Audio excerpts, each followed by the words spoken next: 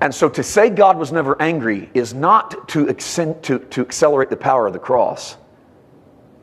It's to actually take the separation as no big deal. And there's another fringe group out there trying to tell you that you were never really separated. And the reality is you were. It was just in your mind.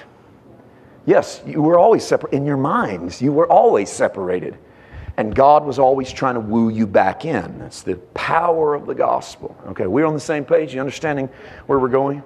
I know we're a little deep for a Sunday morning. We're just kind of rolling into some, because I got to get you, to get the favor for a lifetime, I got to clear this hurdle. This anger hurdle is a big deal. This is the very reason why a lot of people go against favor. Our pastor's been preaching favor.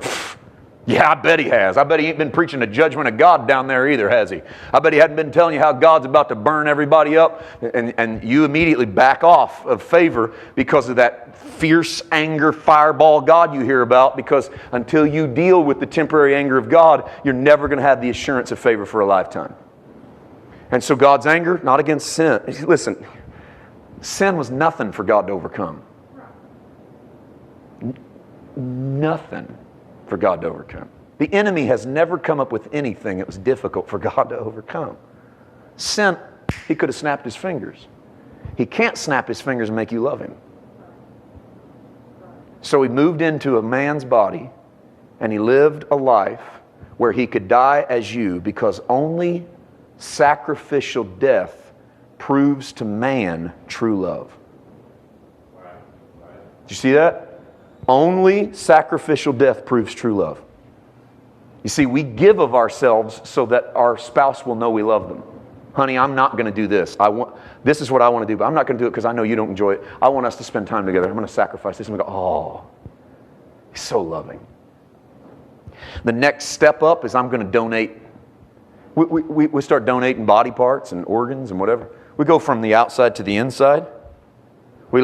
Then the next step is to lay down your life for somebody, to literally die so that they live. We would call that the ultimate sacrifice. Why do we call it the ultimate sacrifice? Because it's the ultimate expression of love. So what did God do? He said, humanity won't believe that I love them unless I become one of them and die.